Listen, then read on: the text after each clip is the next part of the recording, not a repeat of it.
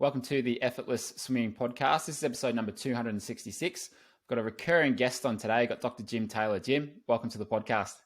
Great to be back, Brenton. Always fun. You've got to be one of the most favorite guests on the podcast. I get a lot of comments when you are on, and I see people in the change rooms at the pool I go to. They said, "Oh, that podcast you had recently was really good." And I've had a lot of comments about the times that you've been on. So on today's episode, I want to talk about pain and motivation, and not motivation in a rah-rah sense where we talk about you got to be dedicated, you got to be committed. I mean, everyone knows that stuff, but what are some actual strategies to increase your motivation to have more success in your swimming or triathlon, to get yourself to the pool more often, and just to feed that motivation? So we're going to talk about those topics, but before we jump into that, you recently came back from the World Championships. You competed in the super sprint and Olympic distance triathlon there, and had some really good success with a third in the super sprint and a ninth in the Olympic for your age group. So what was that experience like? Was that your first World Champs that you'd been to? It was actually my second. I did Montreal, which is the sprint and mixed team relay events in June. So it's still pretty new to me. And this was in Abu Dhabi, which caused a lot of anxiety for Team USA in terms of just, what's allowed and sort of the cultural, political differences, which turned out to be quite negligible. It's very westernized there, but it was the challenge. It was very hot. And so everybody had to sort of figure out how to deal with the heat. We were racing in the middle of the day, and it was about 90 degrees out, Fahrenheit. So it was warm, and the water was warm, although relatively pleasant, very salty, no wetsuits. And so that always presents a challenge for those of us who are swimming challenged, which swimming is not one of my strengths, but thanks to you, I've improved a lot, and I've been working on it. But two of my goals when I race is, one, to execute my plan well. And except for in each race, one small thing cost me second place in the super sprint. But I blew my flying mount. But overall executed really well. And then after the race, regardless of the result, to just look back and go, I left it all out there. And we always think we can go faster, but I did the best I could, and I was really happy with the result. Being on the podium was super exciting. And it just gets me fired up more for next year and see what I can do next year by improving in my swim and in my bike, especially because I'm a runner.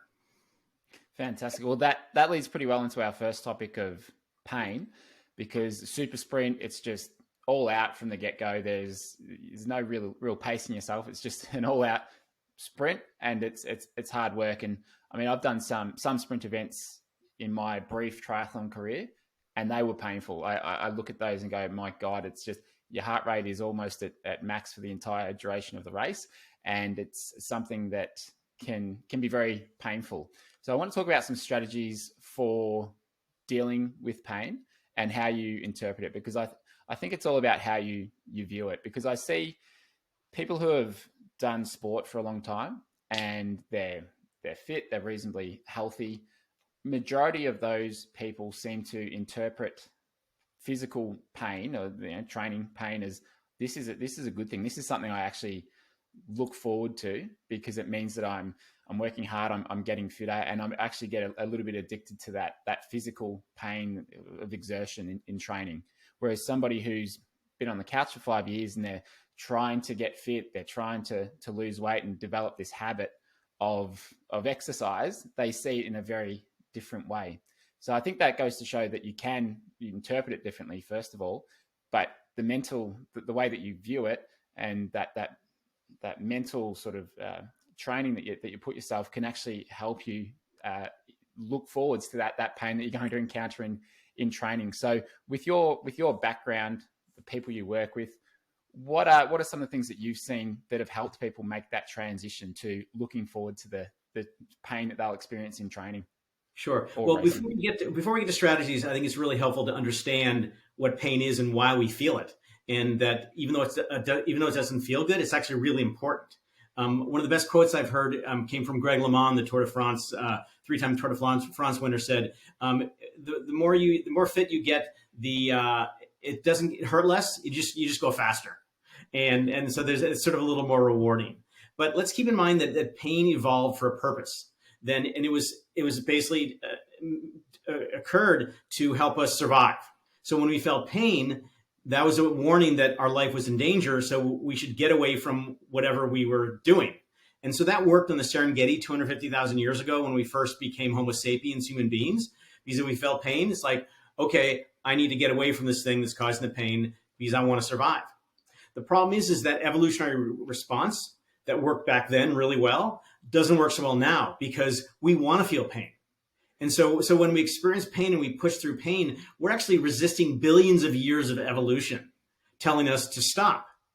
And that's not an easy thing because it's very deeply ingrained in us. Another key thing to keep in mind, and this goes again to what you suggested about attitude, is that if it didn't hurt, we wouldn't do it. So part of the satisfaction of swimming events, of triathlons, is that it hurts. And as a general rule, the more it hurts to a point, the more satisfying it is because it means we're working harder. And also, of course, when we're hurting, we feel heroic. And I always think of like Lionel Sanders. He's one of the top triathletes in the world. He's known for suffering. And the problem is he uses that almost, everybody thinks he's super heroic, which he is because he can suffer so much. But he also suffers so much that it actually hurts his performances. He overtrains. He pushes too hard. And so there's a balance of wanting to feel pain and also, but too much is bad. Another thing is to distinguish between exertion pain and injury pain. And so it's really important to be able to tell the difference, because if we're experiencing injury pain, we want to make sure that we stop. And so I went for my first run after Abu Dhabi the other day on Friday, and my Achilles started hurting. And it wasn't exertion pain. And so I stopped. And so I listened to my body, and that was a good thing. It prevented me from maybe sustaining a serious Achilles injury. At the same time, there is quite a bit of difference between exertion pain and injury pain. So injury pain tends to be very acute, very, very powerful, and it doesn't stop when you stop. Exertion pain, it hurts, but it's not like getting stabbed in the eye or something. Not that I've ever been stabbed in the eye, but I assume it hurts really badly. and exertion pain, when you stop, it goes away. And simply the fact that you know how to control it. Here's a really good strategy: is just being aware that I can stop my pain. That makes it more manageable. There's been a lot of research on that simply the perception of control over your pain helps you experience more pain, which is in training what we need to be able to do. And so if you realize that, if it gets really, really bad, I can stop. That sense of control enables us to, it basically sort of ratchets the pain down. It doesn't remove the pain, but it ratchets it down. So that is one very simple tool, is just knowing and reminding yourself that, hey, this is within my control. Keep going. So another thing about pain is that we think of pain as physical, but we actually filter it through our mind. And that's exactly what you were referring to in how we perceive the pain. And so if we perceive the pain as this mighty effort as we pursue our goals, that pain feels really good.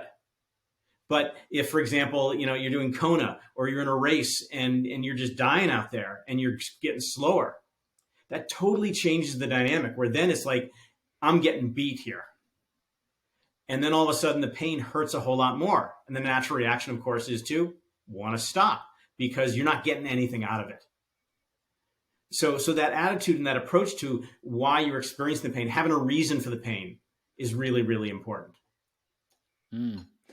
Part of it for me, I think, because competing wise, I do a few races here and there, but right now with where I currently am, I'm not working towards a big race or a big event right now, but I love training and I love to work hard. And part of that for me, I think, is I see it as part of my identity with right. How I want to be viewed by others, how I want to feel about myself, and having that identity of being a swimmer, of being someone who's generally quite fit.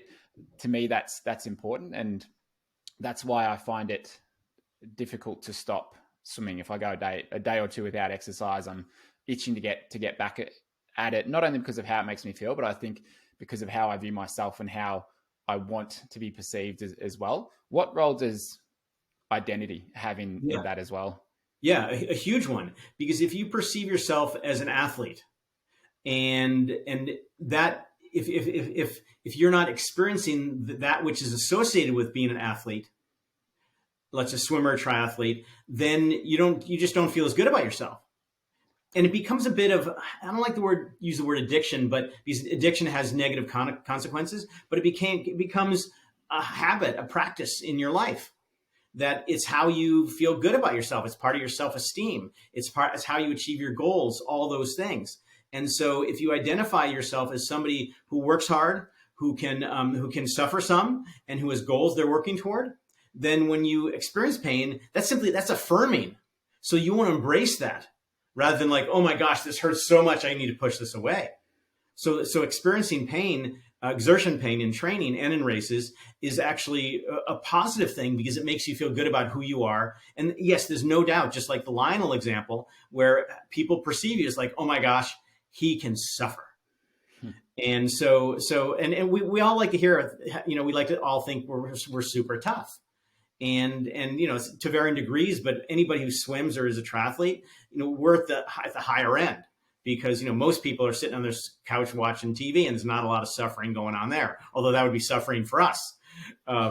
So there's no doubt that identity plays a role in how you manage it. So if you perceive yourself as someone who likes to feel pain in your training and suffer, because it helps validate you, then that helps you deal with it. And it also motivates you to get out there.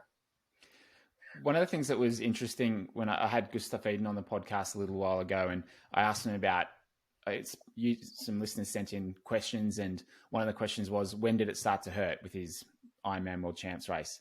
And he said, at no point did it really start to hurt, which is an interesting perspective, because you say, look at someone like Lionel, who, and a lot of the other guys who would have been working their ass off, they would have been suffering perhaps halfway through the run. And here's Gustav. Yeah, okay, if you're having a good race, it generally feels good. You're relaxed, and you race well, and it doesn't hurt as much when you are having a really good race. So I think maybe that's part of it. But for him, he's not looking to push himself to the wall in that race and just look to be hurting as much as he can, because he knows he's got the most out of it. For him, a smart approach is to sustain the right level of output and hold that throughout the race. And then he knows he's going to be able to have the best success in that race, because hasn't blown up halfway through the run, which I thought was an interesting thing. And obviously they do work hard in training and at the right times, but it was a different approach to the racing side of things, where especially for that distance, it's more about just sustaining the same heart rate and output for the entire race. Whereas others are looking to just, put themselves to the wall. Yes, it's a great observation. And just by coincidence, I was doing an hour spin indoors, and I was watching Gustav and Blumenfeld being interviewed by Rich Roll. And they talked about that, and how it used to be, Kona especially was about just like getting through it and surviving. But now it's like racing it start to finish. Is hard, and the fact that he crossed the finish, having set a new course record, but not falling down and collapsing, says a couple things. One, he's in phenomenal condition, and one thing that Norwegians do is they train at extremely high levels of volume and intensity, and whereas some of the other athletes, they just can't handle it, and but also that he was staying within himself, and he left a lot of time on the course, which is a little scary. So really, they are both rewriting the long distance triathlon book on how to train and how to approach races. And because the idea of racing for 7.5 hours, meaning going hard, pushing yourself, is a strange idea, and not struggling at all, totally staying within themselves, is a remarkable thing.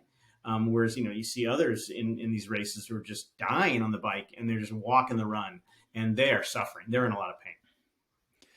You mentioned earlier about knowing that for exertion pain, you can just simply stop, and then it's going to go away, and that can help you continue to push for longer. Are there any other strategies that can help someone continue to push through the pain, particularly in a race?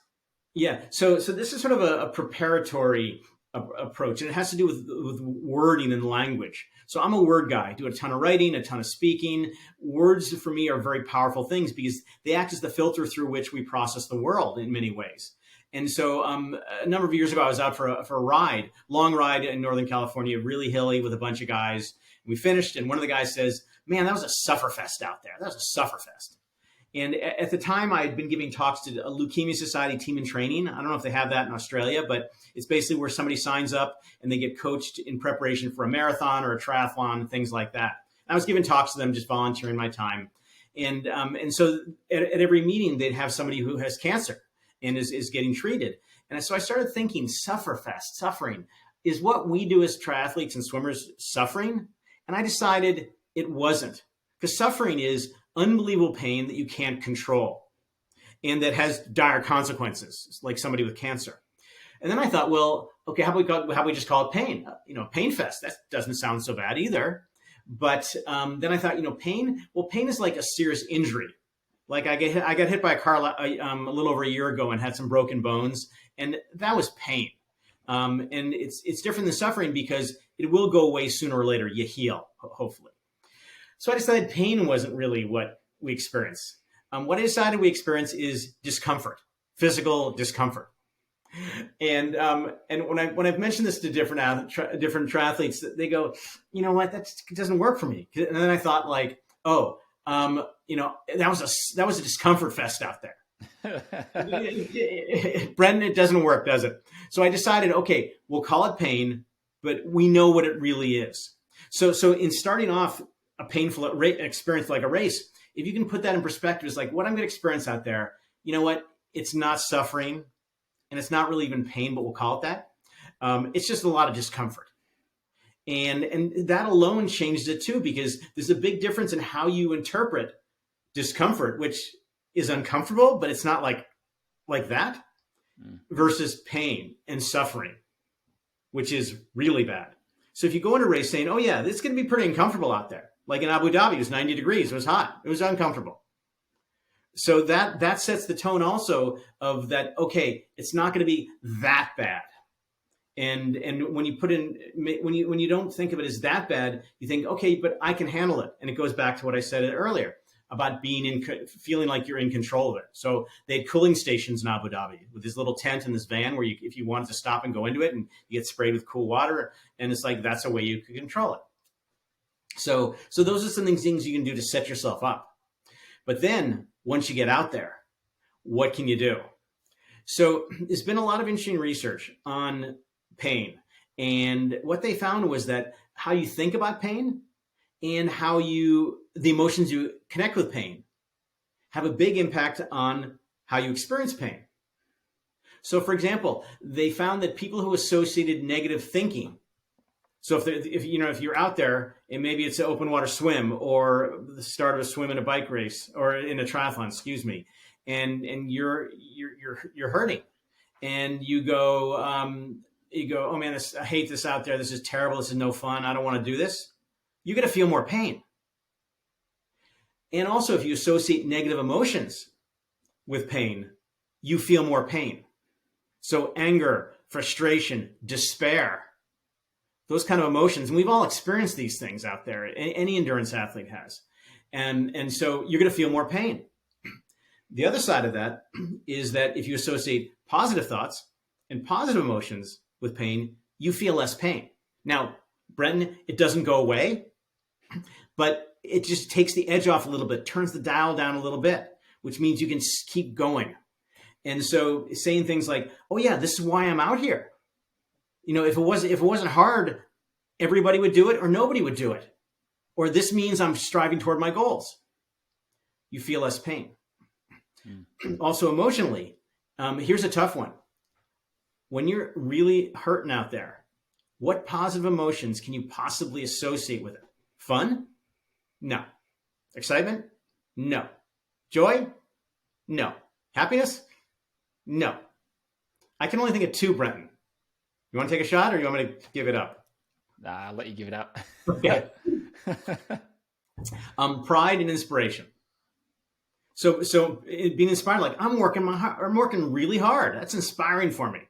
And that'll tie in with motivation, which we'll talk about in a little while. And second is pride. I'm proud of myself for pushing through that heat in Abu Dhabi and getting the results I did. And so those emotions, those thoughts then trigger a different physiology. So when you feel those positive emotions and those positive thoughts, it releases endorphins, our body's natural painkillers. So you literally are feeling less pain. And so these are some tools that are really practical. So how you think about it has a big impact on your experience. And I'll be honest, I think I told you in a previous podcast, I didn't grow up swimming. I'd never done, lateral breathing or a lap until I was well into adulthood. And so relatively recently, as last year, I'd start swimming in a triathlon and just immediately be going like, boy, I do not want to be here. This is no fun. Half an hour of this, gosh, I just want to get it done with. And I realized it was just terrible for me. It was just sucking the life out of me. So this year I've trained myself. And of course, given what I do for a living as a sports psychologist, I have to sort of practice what I preach. But I really worked on positive attitude and just saying like, oh yeah, I'm keeping it going. Let's keep it going, moving along. Let's finish strong, whatever. And amazingly enough, in Abu Dhabi in the Olympic event, I had the most enjoyable swim I've ever had. Like I actually enjoyed being out there. And I know, you grew up swimming, so you just love it innately. But there are a lot of swimmers out there, a lot of triathletes who didn't grow up swimming or lousy swimmers. And so it's hard to stay positive in those situations. But it takes practice. You have to exercise that ability in those situations, especially if you tend to go to the dark side, if you don't mind the Star Wars reference. So there's a couple of really practical tools. They're great.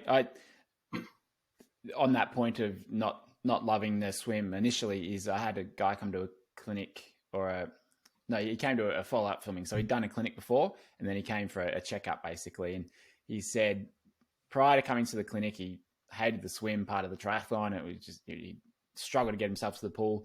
He came to a clinic and figured out what he needed to do to get faster and what to focus on. And for him, that helped him love the swimming portion of it. And I found it funny because he said, I should probably get on the bike and start running a bit more because I've just been doing way too many swims each week because it's what he really enjoys now, and I think that's the case. Certainly if you figure out what you need to be doing to get better and you see that progress and improvement, and this will feed into the motivation, I guess, is that's a real motivator to continue to do that thing. And it doesn't matter if it's something that originally you hated.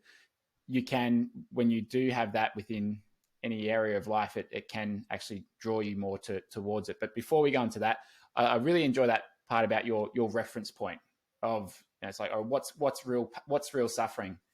Having cancer, having to go through chemo, that's real suffering. And so when you've got that reference point of what real pain and suffering is, you look at what you're doing. All right, I'm choosing to go and do this triathlon.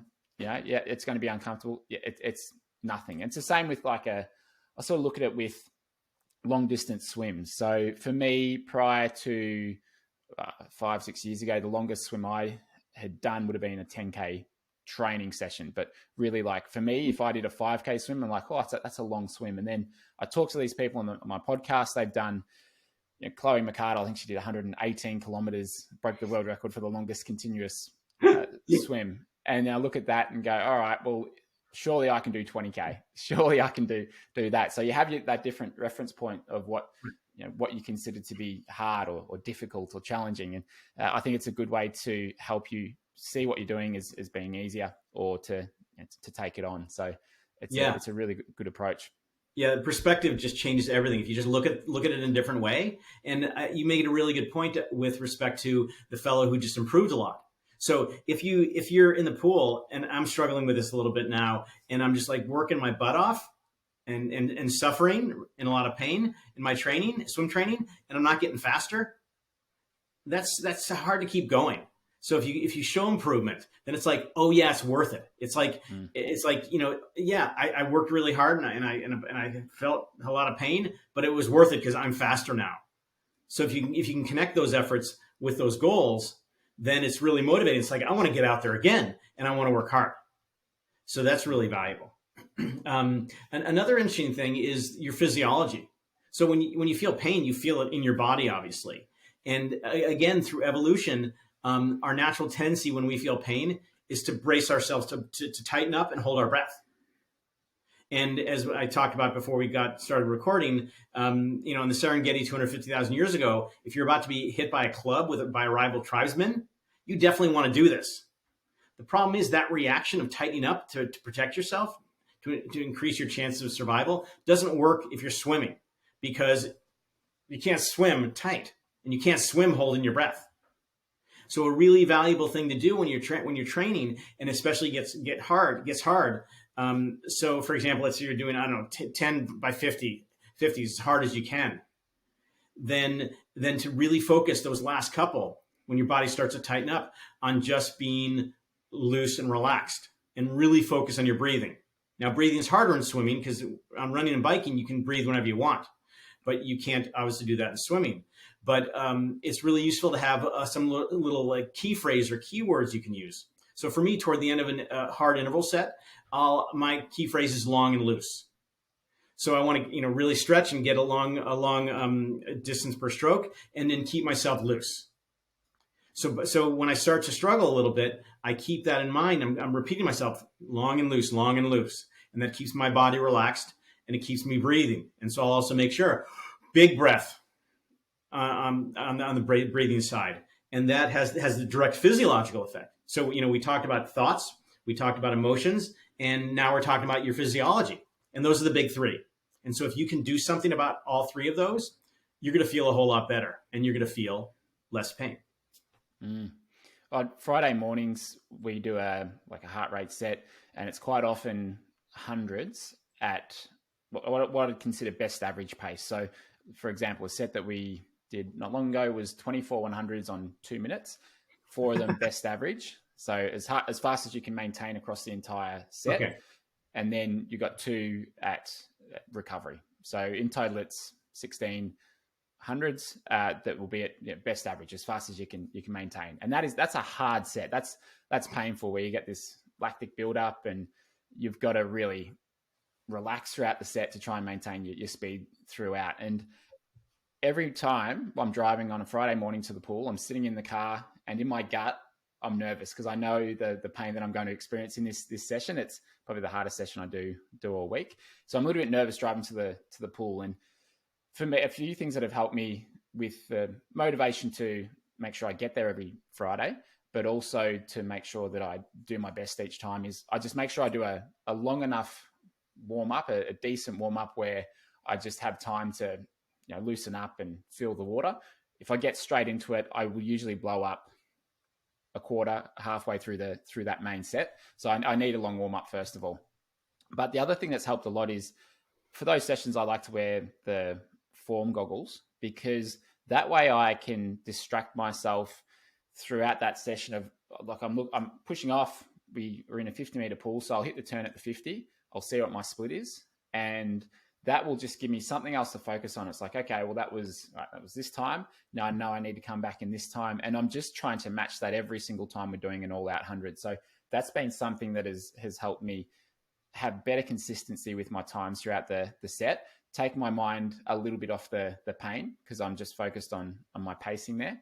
And the other thing that's helped a lot too is I look forward to the very last all out, or the very last 100, because in that last 100 where we're going fast, I want to try and go a second or 2 seconds fast. I want to leave it all on the table at the end of it. And one of the things that I love about swimming is when I put everything into that last one, I'll generally pick up the kick a little bit more. I'll be sitting a bit higher in the water. And that first 50, I'm thinking, okay, I got to go easy speed. I've got to just relax that first 50 while just picking up the stroke rate a little bit.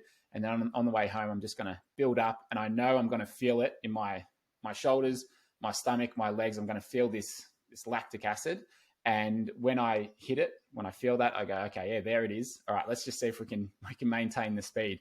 But as best I can, I've tried to train myself to look forward to that last 100, because I know what it's going to feel like.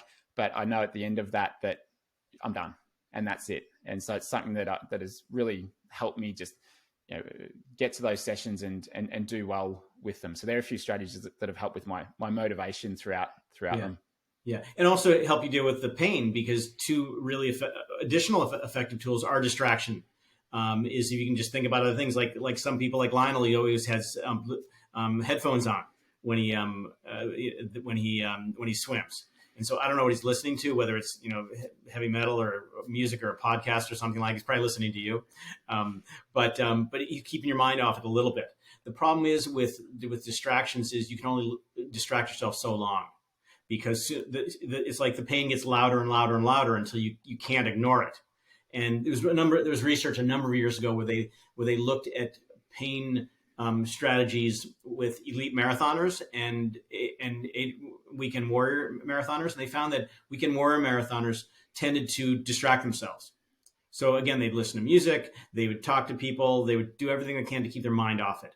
Whereas elite marathoners, they associated, they focused on the pain, and they used it as information. And this is another really good tool. And it sort of ties in with what you said also, in that using the information is like, oh, I'm starting to hurt here. What can I do to adjust my technique, to adjust my stroke rate, maybe breathe the other side, adjust my kick, whatever it might be. So using that information, but it gets analytical. You can do things to ease the pain, but also simply engaging that part of your brain, what's called the prefrontal cortex. It takes away the processing of your primitive brain, which is where you process pain, and that's where it's telling you to stop.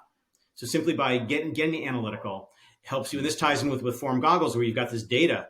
That by engaging that, you're shifting the circuit away from the primitive brain onto this logical brain, which is less emotional and less physiological.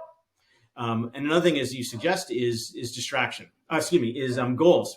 Having a goal for yourself. So at the end, I'm aiming for that last set, and I'm going to push it really hard. And so it's like giving yourself a reason to struggle. So this is why I'm out here, and because I want to get faster and I want to achieve my goals, whatever they might be. So distraction, using pain as information and making adjustments, and also connecting them to goals. Like, this means I'm working toward my goals. Mm. And in terms of motivation, what are some other strategies that you've seen work really well and that you've used with the athletes that you coach? Sure. Well, motivation is one of the toughest things I work with, because I can give athletes tools to build up their confidence, to get them to relax, to focus better. And there's certainly some tools that I'll mention that can help with motivation in the short term.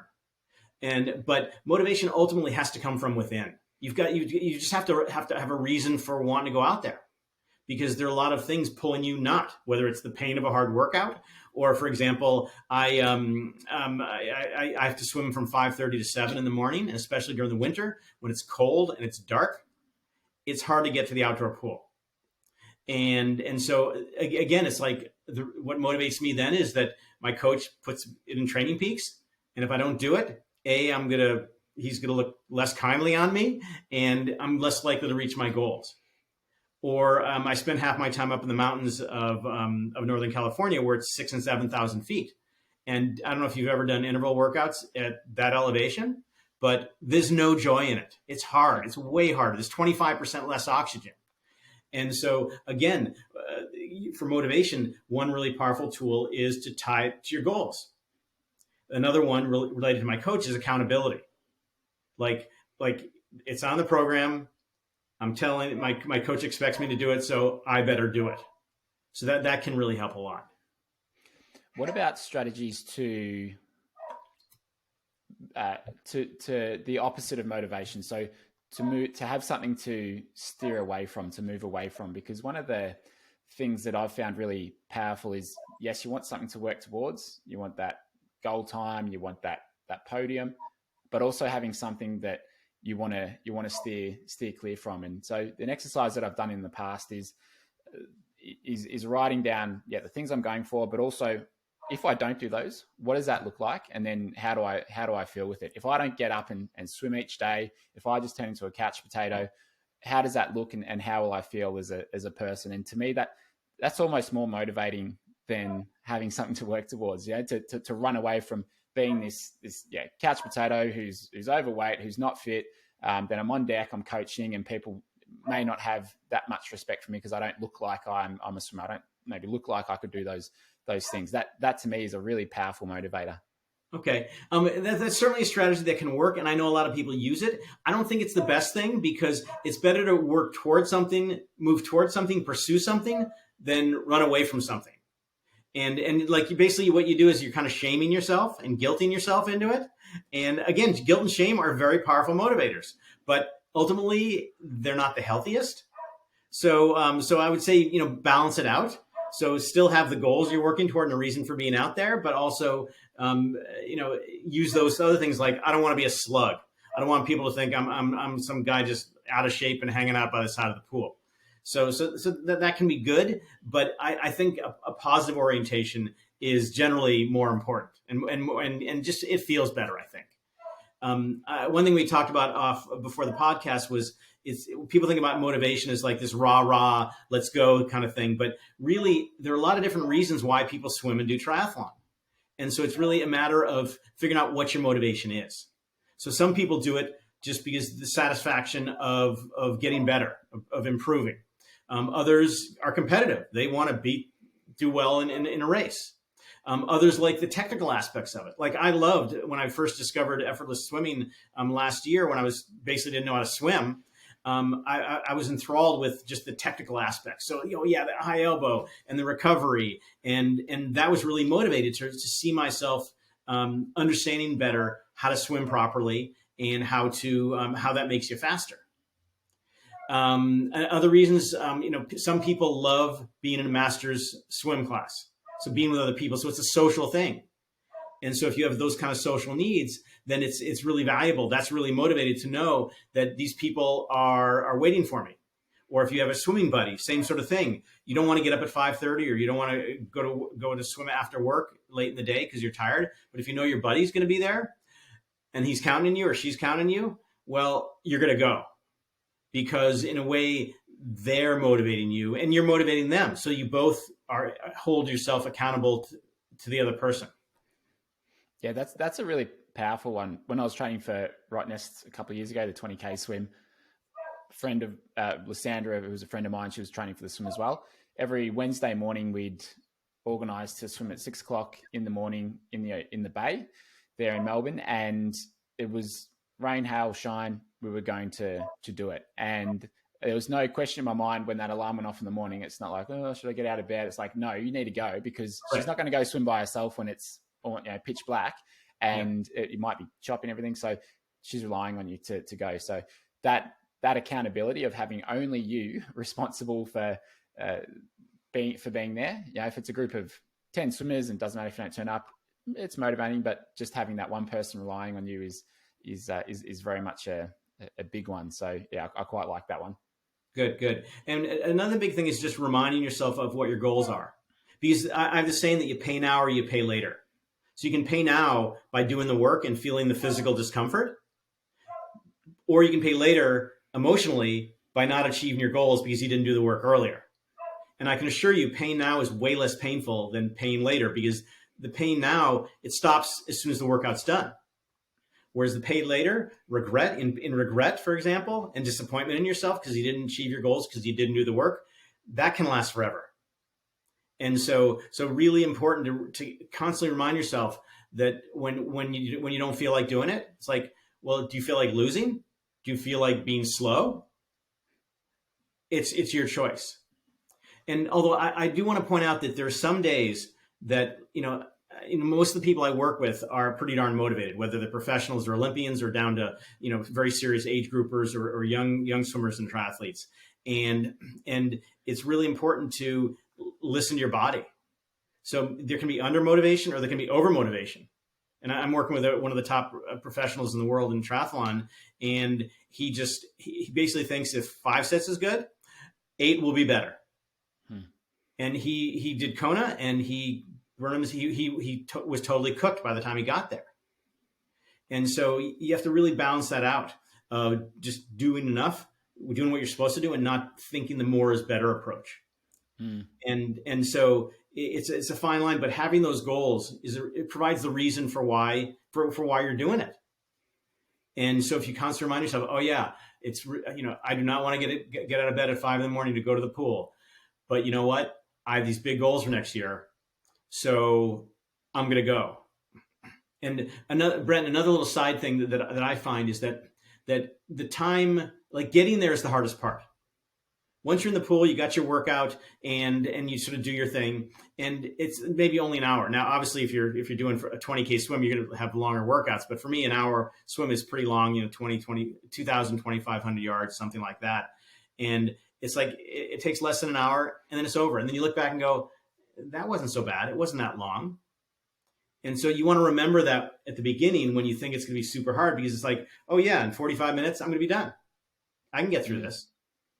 And then all of a sudden it's like, oh yeah, it's a lot easier to get yourself to go out there and do it and do the work. One of the rules I had for myself in training for the Rottnest swim was I had any session that I had planned. Was if I don't feel like going, you've still got to go. But if you want to get out after 500 meters, you can. So the rule of 500 meters, that's the minimum you've got to do. And then you can get out if you choose to. And I only did it once. There was only one session, and I think I probably went 800 instead of 500. Mm-hmm. I was like, yeah, I'm just not feeling it today. I cannot be bothered. I'm gonna jump out. But that was once over the course of, I don't know, 5-6 months that I was training towards it, and of about 5 sessions a week. So yeah, it's right. Once you're there, it's easy. Once you're warming up, you're like, oh, okay, this is actually pretty good, and yeah, I do enjoy it. So yeah, it's just a matter of getting there. And some of the things that have helped me in the past is just making that as easy as possible. Pack your bag the night before. I've got my drink bottle, got my bathers, got my towel, keys are there, everything's lined up at the door, so I can just wake up and I don't need to think. I can just walk straight out the door. Whereas on those occasions where I haven't packed the night before, I'm searching in the dark, trying to not wake up the family, looking for my bailers, looking for a towel, opening doors, and getting frustrated. I'm like, oh, I can't. Yeah, it's all too hard. And just having that preparation actually helps with the motivation, because it just provides this nice smooth path to do the thing that you want to do. Yeah, that's absolutely true. And I have a saying in terms of what you said. Well, maybe I'll just cut the workout short. 90% of success is just showing up. And so if you just show up and you go, okay, and because I sometimes will do this where I'll be doing my warm up and I'll go, I'm not really feeling it. I don't think I can do this whole workout. But then I'll say, I'll just get it going. And then you start doing them like I have one workout that's like 8 150s, 8 100s, and 8 50s hard. And so it's like you've done 2. Oh, I'm 3/4 of the way done of the first set. Then it's like you're halfway done of the first set, and you start knocking them off. And so you see yourself getting closer to the end. It's like, oh, I can get through these next 4. And so that's another thing that can help with motivation is don't look at the end of the workout. Look at just like what you need to do now. So I've got 800s coming up. And so let's just focus on the hundreds. And I get the first one done. It's like, oh, it's one less. And then you get another one. And, oh, I'm 3/4 of the way done. And so you play these little mind games. But once you get in there, then hopefully the motivation kicks in and you do it. Because like you, I've rarely ever not finished a workout. Occasionally on the indoor bike where like I'm just not feeling it. And my coach has taught me, if I'm not feeling it, I'm a motivated guy, stop or just spin or something. Because if you don't do one workout because you don't feel like it, it's probably a good thing. Now, if you do that regularly, well, then that's something you might need to come see me about or something. But bottom line is, if you're fundamentally motivated and you're not feeling it, that means your body's telling you, don't do it. Mm-hmm. And swimming is an endurance sport, and it's high intensity as well, and it takes its toll. And so if there's one of those days where you just aren't feeling it, then you should listen to your body, and then go back the next day, and you'll probably have it. Oh, I've had a lot of those sessions before where it's not happening. And on occasions I'll push it out. Other occasions I'll either, if it's a solo session, if I'm there by myself, I was planning to do 3.5, 4K, I might get out after 2.5. I'm just like, yeah, today is not the day. Otherwise, if I'm with the group, I might just, if I need to, put a pool buoy in, put some fins on and just sort of sit at the back and just work on good form. If I feel like I'm about to overtrain or like I just haven't had enough sleep and I know it's not worth pushing it, yeah, I'll certainly do that. Jim, this has been a great episode. I really appreciate you coming on. I love this topic, pain and motivation. It's great to talk about some strategies where people can use them, and some actionable strategies, not up in the air, sort of airy fairy stuff, because that rah-rah motivation stuff, it's good for 10 minutes, but it just doesn't last. It doesn't sustain itself. So for anyone listening, where can they find out more about you and get in touch if they're looking to work with someone like yourself to help with their performance in whatever sport they're doing? Yes, of course, like everybody else, I have a website. It's drjimtaylor.com, Jim Taylor, or drjimtaylor.com. And on there, I've got probably 95% of everything I've ever written free on my blog. I've got categories of cycling. I don't have a swimming category, but I have a triathlon category. And I've got books you can get and contact information. So if people want to ask questions just informally, or which people have done, actually reached out after listening to our podcasts, and or hire me for various reasons, then feel free to do so. Fantastic. Well, this has been episode number 266 of the Effortless Swimming Podcast. Dr. Jim Taylor, thanks again. All right. Be well. Happy holidays.